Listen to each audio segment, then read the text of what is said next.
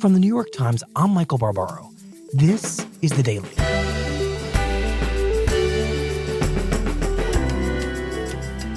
Today, for a year and a half, President Trump has threatened to crack down on leaks and leakers. With the seizure of emails and phone records from a reporter at the Times tells us about what that will look like. It's Monday, June 18th. So in May of 2013, I was working at the Associated Press in the Washington Bureau with my now colleague at the Times, Adam Goldman, and we sat across from each other, separated by this cubicle, and just spent all day, every day, just talking to each other through the cubicle. And, we're sitting there, and Goldman says, "Hey, did you get this thing?" And I said, I don't know what you're talking about. He goes, "I'm forwarding this to you. Is this spam?" And it was a weird attachment, a PDF attachment. And I opened it up and I was like, dude, this isn't spam. The government just subpoenaed our phone records. Wow. It was a very kind of like form lettery notification. The law requires that we notify you. This is that notification. If you have any questions, let us know. Kind regards, U.S. Attorney's Office, Washington, D.C.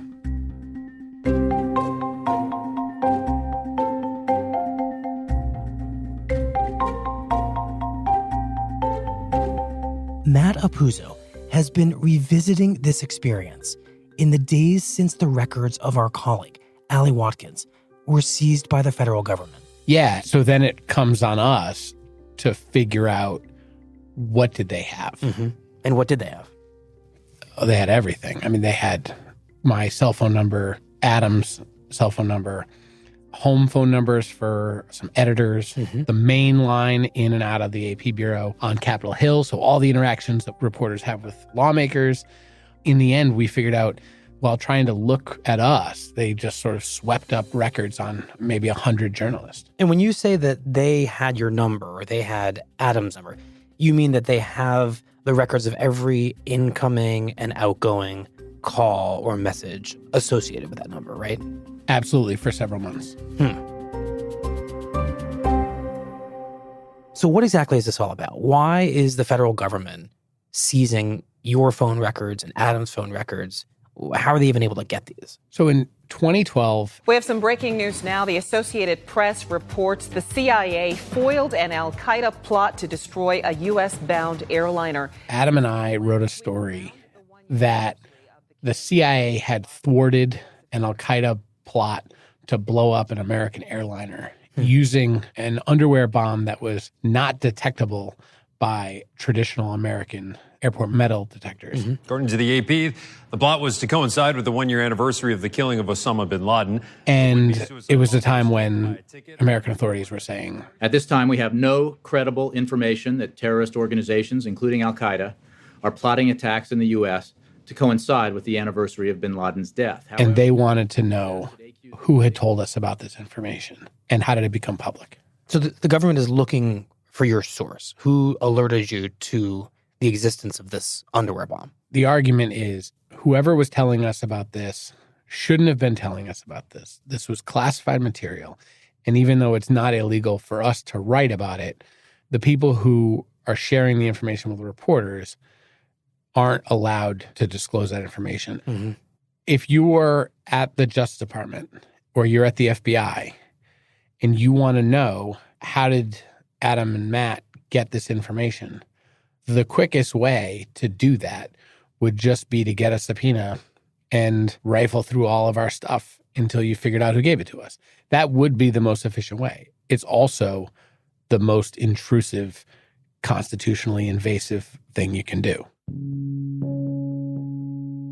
The First Amendment of the Constitution has made the United States the symbol for press freedom around the world, but Reporters Without Borders just ranked the United States 49th in the world for press freedom. The group says the Obama administration's pursuit of journalists under the Espionage Act has put a chill on reporters who cover the U.S. government.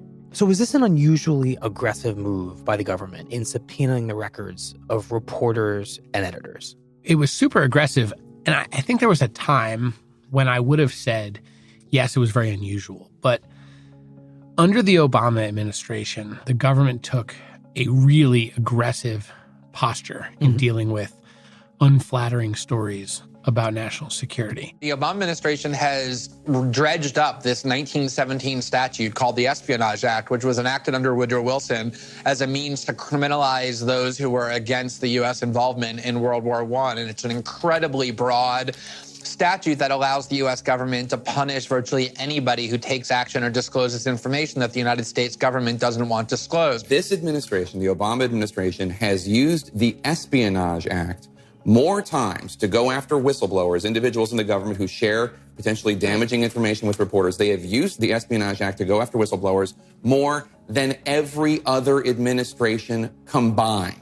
So this is a very aggressive administration when it comes to squashing freedom of the press. They put more people in jail for talking to reporters than all other administrations combined. Seizing our phone records was just one part of that. The Associated Press is not the only media outlet that's been targeted by the Obama administration. You know, they called a Fox News reporter a potential criminal co-conspirator. The Justice Department told a federal judge that by James's talking and flattering a particular person on his vanity, a particular person in the State Department, James committed a crime. It was just a moment in time when the Justice Department appeared to just basically being at war with journalists and their sources. They are now perceived, I think, widely within the journalistic industry as the greatest enemy of press freedom that we have encountered as an industry in at least a generation. And why do you think that was? Was this something about the era in which Obama was president, post 9/11, after George W. Bush, or what? I think all presidents really want to control the message, and Obama was obsessive about controlling the message. They had the cover of saying, look, we're just trying to protect classified information, and certainly that has more currency in a post 9/11 world. But Fox News alert now on an angry response from the White House after a bipartisan group of senators starts suggesting that the White House is leaking classified secrets to the media for political purposes. They never really seem to care about protecting classified information when it makes the government look really good. You know, we know everything about the bin Laden raid. God, the CIA let movie producers come in and start interviewing all these covert officers to help them make their movie more realistic. And that information was classified as well. Yeah, and they would hold briefings and, you know, have 50 reporters on the phone to tell you what a great job they did. But boy, you report that Obama's got a secret kill list and how he goes about deciding which Americans to kill. And boy, everybody gets really worked up about that. If any individual who objects to government policy can take it into their own hands to publicly disclose classified information, then we will not be able to keep our people safe or conduct foreign policy. And what you and Goldman were reporting was not information the government wanted out there. It was not flattering to Obama. Right. At one point in the negotiations, you know, because we always go to the government and say, this is what we have. And if they raise national security concerns, you know, we always take that to heart. And we held the story for several days because they said there were imminent national security concerns. But we stopped holding the story when they argued, well, could you hold it so that the president can make the announcement that he thwarted this plot? What? No. And so it just all had this feel to it as like, this isn't about protecting American secrets. This is about protecting people's images. And that's always been the hardest thing to swallow. So what happened as a result of this subpoena that you received when you were at the AP? It was paralyzing, just to be totally frank with you. I mean, I remember we would sit there and we'd look at the records and you'd see people in there who had nothing to do with anything. And you'd say, oh my God, the government is going to think that guy was talking to me. Should I call and tell him, hey, heads up, you're in the phone records. Will he never talk to me again? Will that just spook him? Or what if the government gets my phone records again in 3 months and they see that I called him? Like, am I obstructing something? Am I doing something wrong? Am I making him look like a source when he's not? Or like, maybe if I don't call, people will be like, oh, that's interesting. He called him but last month, but he didn't call him again this. And so you're just like, oh, the best thing for me to do is just nothing. And you just sort of stare at your computer. You feel handcuffed. You feel paralyzed. And ultimately, that's exactly what they want you to feel. And what about the people on the other side of those phone logs? I can imagine that there would be people suddenly not wanting to talk to you, even if they're not necessarily in the phone logs, but they hear that your records have been subpoenaed. Yeah, I had people who said, hey, man, look, I didn't know anything about that story you wrote, and the government knows I didn't know anything about that story, but they're still investigating me, and I still have to get a lawyer, and they're still threatening my security clearance and my livelihood. And it's clear they just want to send a message that we shouldn't be talking to you, so I'm not talking to you. These kind of investigations send a strong message. If you get on the other side of us, we're coming after you. And that's a very bad message for the White House, any White House, to be sending against our free press. This was a total win from a operational standpoint for the government. What happened was the public opinion shifted. And frankly, I think a lot of it had to do with the fact that conservatives got behind the sort of free press outrage. Lawmakers are also outraged. House Speaker John Boehner releasing a terse statement saying this, quote, "The First Amendment is first for a reason. If the Obama administration is going after reporters' phone records, they better have a damn good explanation." And so the pushback became so great that the administration actually said, all right, whoa, maybe we went too far. We admit no wrongdoing, but we will reconsider our internal policies. And Eric Holder, who was the Attorney General at the time, he presided over revisiting and rewriting these guidelines to make it maybe institutionally more difficult to subpoena reporters. It's intriguing. So you had a Democratic president who is cracking down on the press and on leakers, and you had not just liberals, but also conservatives coming to the defense of the media, which is kind of fascinating to think about now in this moment. Yeah, we've all been waiting to figure out how is a Republican president, this president, President Trump, who is at war with people in his own administration who talk to journalists and has declared reporters to be the enemy of the people. How is he going to deal with these issues? They're very dishonest people. In fact, in covering my comments, the dishonest media did not explain that I called the fake news the enemy of the people, the fake news. And we always knew that eventually it was going to come to a crossroads where his administration was going to have to decide how to proceed. And now we know. Now, this case is about more than just leaks. Consider how investigators built their case. They secretly seized years' worth of phone and email records of a New York Times reporter. The Times writes that this is the first known instance of the Justice Department going after a reporter's data under President Trump.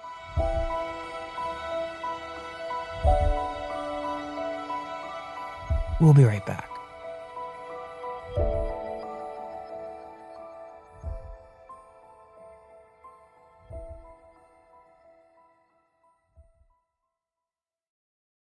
Facebook's role in spreading misinformation has come under intense scrutiny in the last 2 years. The public has been putting more and more pressure on Facebook to take action against false news and to be more transparent. Facebook has partnered with documentary filmmaker Morgan Neville to create a short film called Facing Facts that gives an inside look at how they are dealing with this complex issue. This is an opportunity to get behind the scenes at Facebook and get inside the heads of some of the organization's key players. Go see it at insidefeed.com.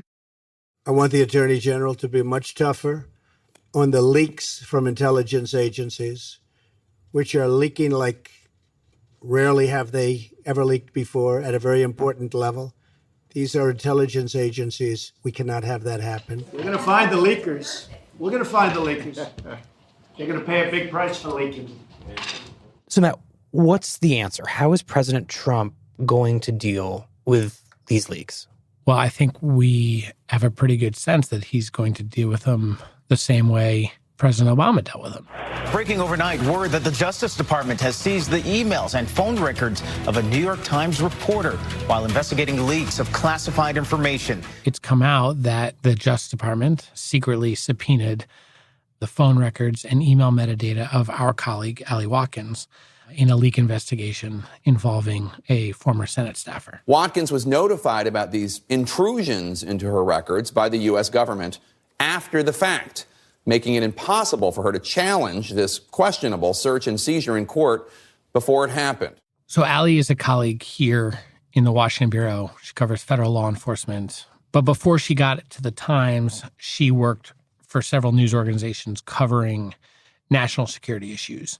For at least some of that time, she was also dating a staff member on the Senate Intelligence Committee. And that staff member came under FBI investigation over whether or not he was providing reporters with classified information. This morning, a former Senate staffer who worked for the Senate committee investigating Russia's interference in the 2016 presidential election is expected to appear in court. He is being charged for allegedly lying to investigators on more than one occasion about his contacts with at least 3 reporters. Best we can tell, as part of that investigation, they started also looking at Allie Watkins to see if she was getting classified stuff from him, or basically, was he also a source? And is that pretty much on the same level of what the Obama administration did to you and to Adam Goldman when it was trying to get to the bottom of your reporting? Or is it something different? The bottom line, you set aside the relationship for the moment here. The bottom line is, from a press freedom standpoint, it's the same. And the same chilling effect that Adam and I felt is just going to be felt again. By Allie. By Allie and by anybody who worries they might be in those records. Well, can we set aside the relationship between Allie Watkins and this staffer on the Senate Intelligence Committee? Because that sounds like a potentially ethically complicated situation between a reporter and a source, and kind of an unusual one. Yeah, I don't think we can set it aside as an institution, and the Times is conducting a full investigation into that, even though it happened before she got here. But from a pure Justice Department policy and press freedom standpoint, the relationship is a side issue. Reaching into a reporter's private files or phone records should be the rarest, most exceptional thing that the federal government does. Because of the constitutional protections of the First Amendment. Exactly right. And the government's own guidelines say that in all but the rarest situations, you don't do secret subpoenas. You give notice to the reporter or to the news organization, and that way they can go to court and challenge it, and an independent arbiter, a federal judge, can say, yeah, look, I think this is probably reasonable, or no, this is totally unreasonable. Somebody independent can hear an argument on the other side. But with a grand jury, there's only one side arguing. The argument is, we need the information, we need the information, we need the information.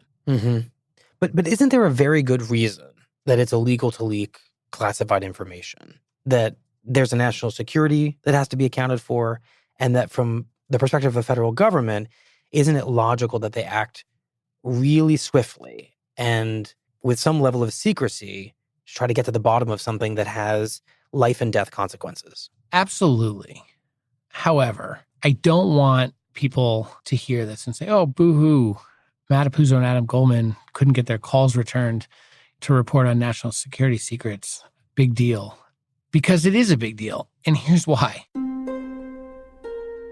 Let's go back for a minute to the aftermath of 9/11. Bombshell reports from the British newspaper The Guardian that NSA is collecting all kinds of data on millions and millions of Americans. Later, if you didn't have people willing to have those conversations with reporters, we wouldn't know about warrantless wiretapping or black sites. Disturbing details on CIA interrogation techniques at secret overseas prisons, so-called black sites. The torture included waterboarding, used against terror suspects in the years after September 11th. Or torture, or the abuses at the Abu Ghraib prison. The brutality is shocking. The report reveals at least 5 detainees were subjected to what it calls rectal feeding, interrogation procedures that went on for months. The abuses at Guantanamo Bay. Stripped naked, diapered, physically struck, and put in various painful stress positions for long periods of time. They were deprived of sleep for days. The use of drones to kill people anywhere in the world. Human rights groups say they are killing more civilians than the Obama administration admits, and that could be causing us even more trouble abroad. The use of drones to kill an American citizen, extraordinary rendition. I mean, the list goes on. And if you didn't know those things, we wouldn't have any idea what our government was doing. I mean, imagine taking all of those things out of the public mind. And then we go out on election day and we think we're making an informed vote. We have no idea what's happening if reporters can't have those conversations. Then the only thing you know is what the White House says from the press briefing. Sarah, you've said repeatedly that we've addressed our feelings on that situation in regards to the Stormy Daniels payment. But specifically, can I ask, did the president approve of the payment that was made in October of 2016 by his longtime lawyer and advisor, Michael Cohen? Look, the president has addressed these directly and made very well clear that none of these allegations are true. This case has already been won in arbitration, and anything beyond that, I would refer you to the president's outside counsel.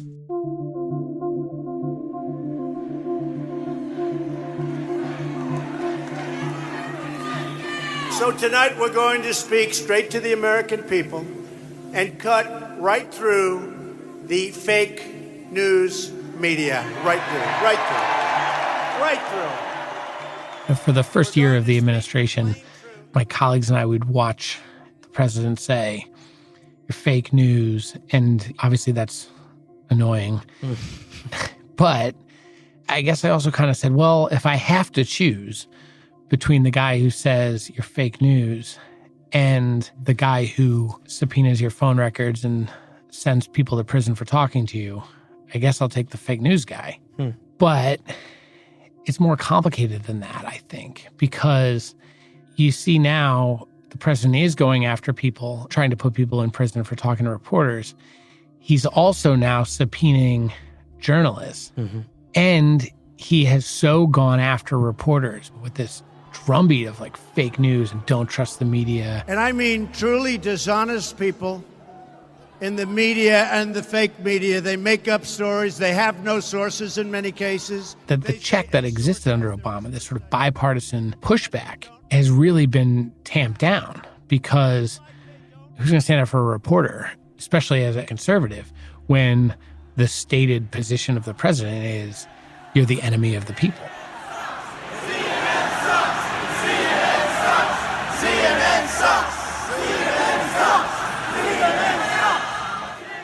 It's this really troublesome and really worrisome combination between keeping up the attacks on a free press that were started under Obama, but with this added public relations twist that eliminates, the check that ultimately maybe held things together. So the difference between going after leakers under Obama and going after leakers under Trump may be that President Trump has so effectively convinced half the country, maybe even more than half the country, that the media is the enemy. Yeah, I mean, he says it. He's not shy about that at all. Matt, thank you very much. I appreciate it. Thanks, Mike. And I don't know, this dishonest media, the world's most dishonest people.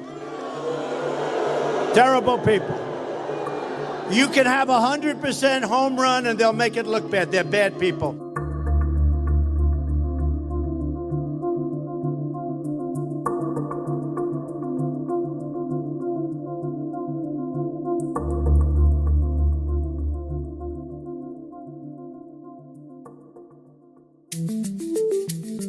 Here's what else you need to know today. The Trump administration says that between April and May, it had separated nearly 2,000 children from parents facing criminal prosecution for unlawfully crossing the border. The separations have drawn widespread criticism, including from Republicans, prompting President Trump to claim incorrectly that Democrats, rather than his own administration, are responsible for the practice. On Sunday, Melania Trump echoed that claim, issuing a statement that lamented the separations, but called for both Republicans and Democrats to end the practice. Tomorrow on The Daily, Stephen Miller explains the administration's policy. That's it for The Daily. I'm Michael Barbaro. See you tomorrow. The Daily is brought to you by TD Ameritrade. When it comes to investing, each of us does it our own unique way. Some of us want to go it alone. Others might prefer some guidance. Regardless of your style, TD Ameritrade is always creating new solutions to help you. From their award-winning technology to personalized guidance, they have everything you need to invest on your terms. Visit tdameritrade.com/thedaily to learn more and get started today.